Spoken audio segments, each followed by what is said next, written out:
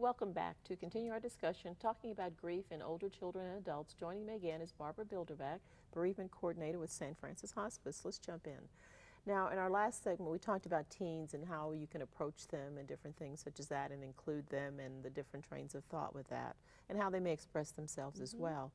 With older teens, then, you have a poem that was written that kind of expresses how that particular child was feeling, or I should say young adult or young adolescent.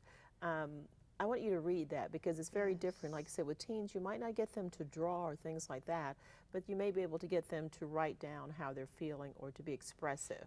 So share that with us. I want you to get that poem and we're going to talk about that. Okay, I certainly will. And it's also another good example of children don't always look like they're grieving. And we think they're not.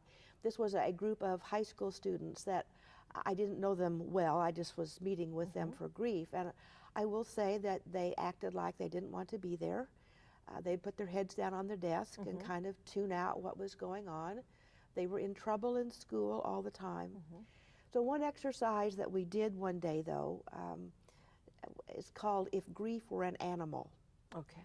And as a group, they put together what they thought grief would look like if grief were an animal. And this is what the group came up with. Okay. The group who did not appear to even hardly know what day it was sometimes. If grief were an animal, grief is huge, about 6 feet 2 inches tall. It is black and brown in color and has red eyes from crying and being mad all the time. It is covered in rough, sharp scales, which mean don't touch. If someone tries to touch grief, it will move away instead. Its heart is cracked in itty-bitty pieces. Grief can be sad and likes to hide. It is usually looking down, so you don't always know what it means. Grief has an attitude. It can be emotional, mean, feisty, rough, and bossy. It is full of anger. Grief has been hurt and wants to take it out on everybody else. Grief needs to be loved to keep it from getting into trouble. It needs a friend to talk to. Grief would feel loved if it allowed someone to come close enough to touch. Wow. I was really kind of blown away when I saw Very what they had put expressive. together. But it shows how strongly they felt. It shows why they're in trouble all the time. It shows how much they are hurt and don't know what to do with it. Right. And perhaps because adults didn't know how to help them very well either, was that increasing sense of stay away, don't touch me, because I can't trust you not to hurt me more than I'm already hurt. And that's the thing, sometimes as adults, if we see teens that, even though we know that there's been a loss of some sort, but we see them reacting, as this is saying, striking out and being angry and things like that, sometimes we're like, you need to go to detention or you need to go to your room versus let's talk about this. I know that you must be hurting and to embrace them. And that's what that poem is really saying. Even though there might be striking out and angry, they need someone to embrace and to understand. Don't leave me alone with all these strong feelings. Right, and even to say it's okay that you're striking out and you're angry because, you know, I know that you're hurting, and that's why, you know, good physical activity is so helpful for adults and for children. We give them exercises where they're breaking balloons, they're tearing up magazines and phone books, they are taking a tennis racket and banging on the bed.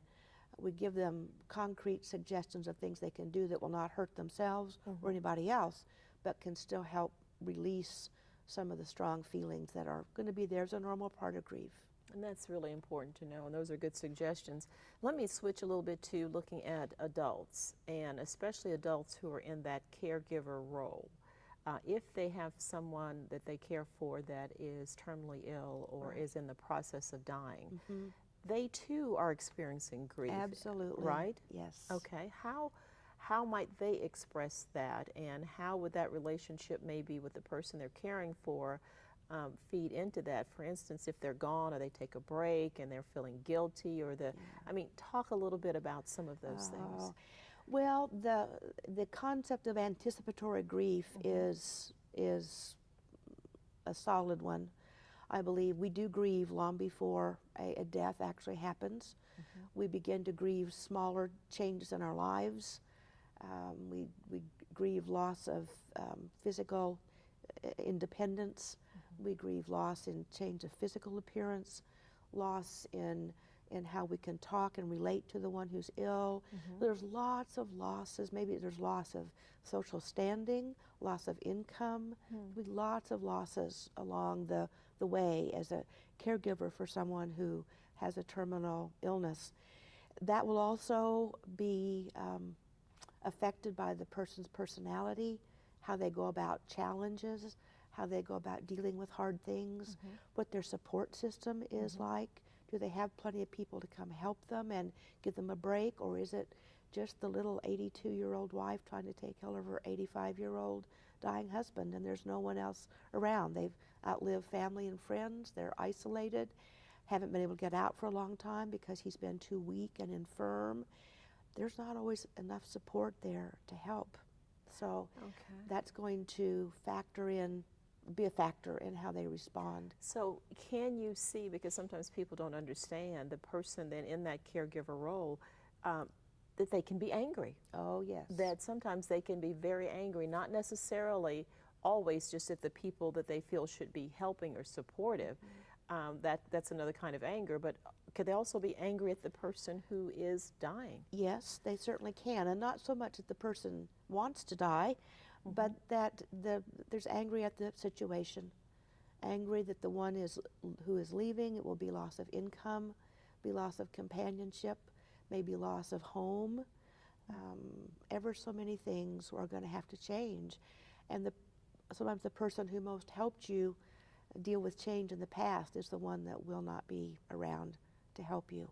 So how does the individual, if they're experiencing that anger, which is normal, you can say we don't need to look at this as being abnormal, which is normal, how do they work through that? I mean, especially if there's not necessarily a support system out there, how do they work through it? So for some people, it's their faith and prayer, and Bible reading, and talking with people in their faith community that's so helpful for them. Others will do something like journaling or some other creative endeavor that takes their mind away from the situation for a while. Maybe they get lost in music. Maybe they go out into their yard and weed the flower bed, something like that. People who are in like physical activity, we hope we can find someone, at least in our hospice program, we can find volunteers to come and stay with the patient while the caregiver can go to the gym, can go for a walk, can go ride a bicycle, just to, again, move some of those feelings around so that they can feel empowered again to come back to the situation and deal with it some more. Okay, we're going to take another really quick break and come back and still look at some of these emotions and feelings in the grieving process for this caregiver. Please stay with us. We'll be right back.